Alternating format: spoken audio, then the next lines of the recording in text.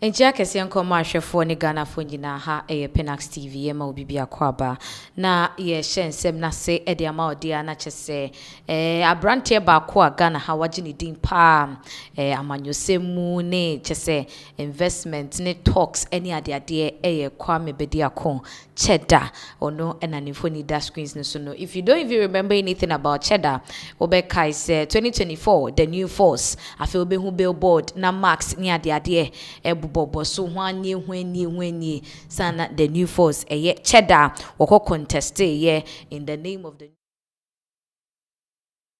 elections no ne ho abasem abusua say de otimu say de ekoso wo Cheddar trimu na nyasem ketwa Cheddar ho abasem yie pa in Ghana here no nipa bebre nim say Kwame Bediako Cheddar de ehye no o sika pa so nensem a efri high court ba no is not a pleasant one otimu say Cheddar nani just nani abrese bibi no na information na gada ne say ukopie mu wo osu a Cheddar wo one property ewo osu dan kwase ko honoma unya hwe wonsa nifa so benkum so no bo nse hotel kama very beautiful one esi honoma mo amotatwemu ho ne de mbehu hotel na America no kama pa number 1 Oxford Street Hotel ye I'm say yikim piskini yanum kakra bifruwa number 1 Oxford Street etesopa ewo osu na me ne wo ka say kamia say the property no free Kwame Bediako Cheddar ensa esanse hwehwemu ayaye na kire say sika bia wo kogye loan bia wakoje asebe wa default loan so na loan woje no ode number 1 Oxford Street Hotel no na wode menka ne se collateral na se bibisa na wode kwaji sika no na sabredi sika no wentimi antua na se breso obetua no we default on payment na sem na kopie mu court ensem ne kwa de sha se wa ama no ne court ansa ba be pie mu Ghana hanum se ya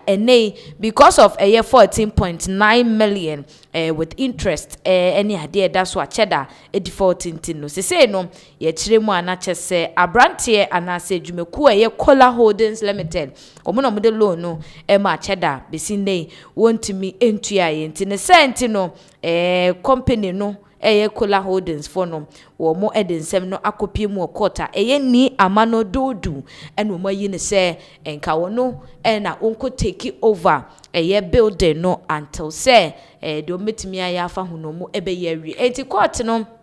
enkrata ye no na ye de ato screens no so de ama say in the Superior Court of Judicature in the High Court of Justice Commercial Division in the High Court no divisions ahodo ewo ho in the Commercial Division no wo mo etina nsem we eso a wo mo de krata we aba or say in the matter of an application for a warrant for assistance under Section 64 of the Borrowers and Lenders Act 2020 Act 1052 internet say emranimu no na wo magina so a wo mo take a decision way until we shall say in the matter of the application by Ni Amano Dodu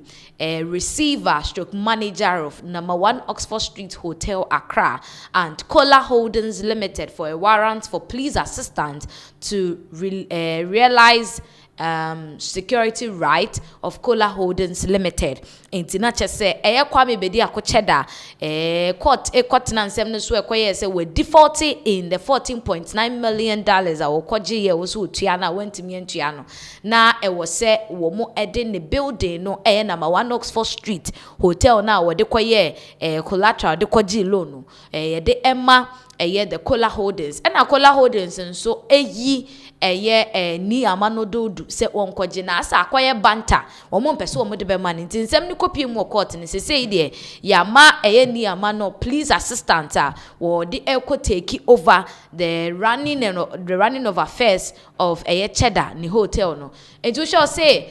Ni Amano Dodu ono the first applicant and he's the receiver and manager of number 1 Oxford Street Hotel Accra 4th floor Allied Heights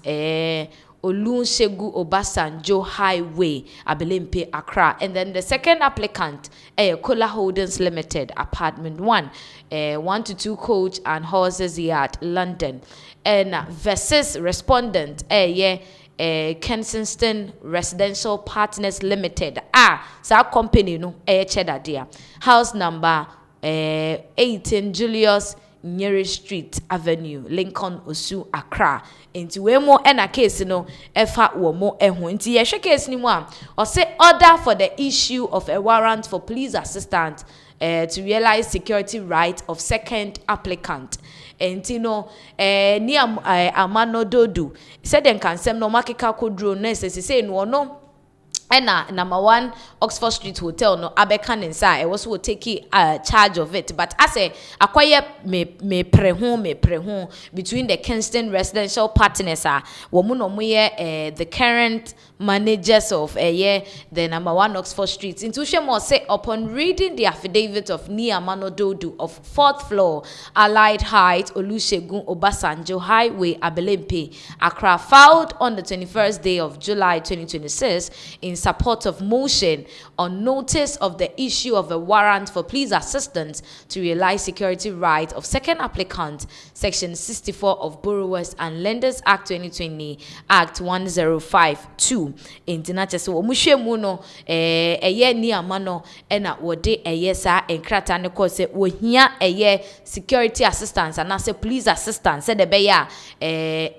Kola Holdings for wo mo warrant ayede am so mu ko take over the No.1 Oxford Street no ebetimi aye enforced because kame say menteme ho ase bi abemo say. And upon hearing Chachuchi Kata Esquire with Tata Kosi Foliba Esquire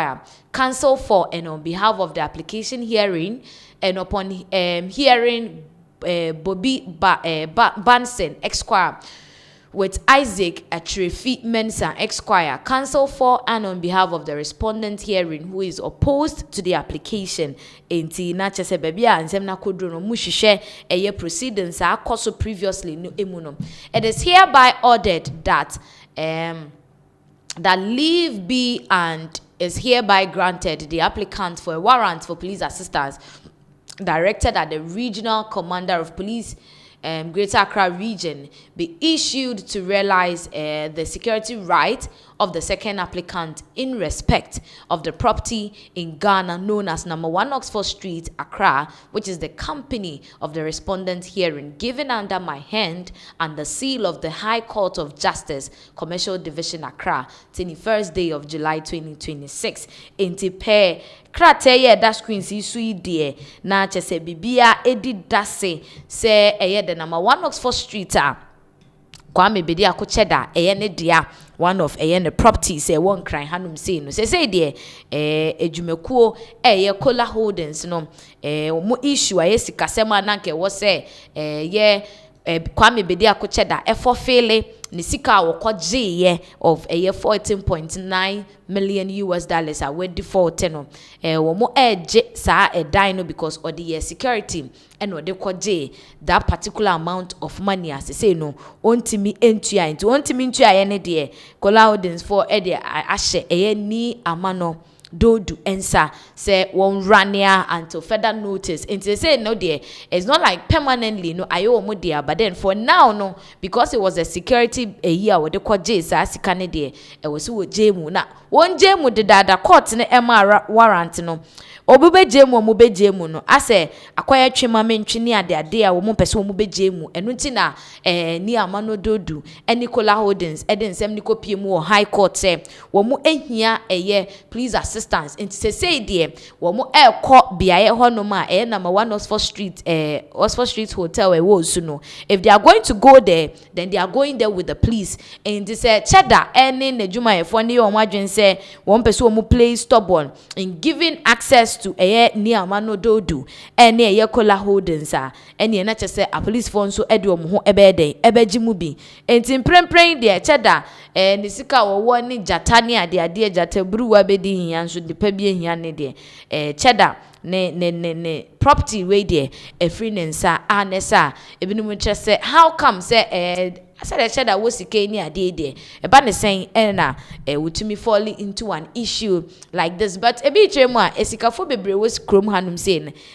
borrowing ne investment ne sika bi say no mo gege de invest your businesses ne ade and they return it into no ukoji bi na say wantimi am for failure aya na ensem ebe akire no ebi enie ye be di akire na yamamo update ewo ho. Now, yanko Bank of Ghana akache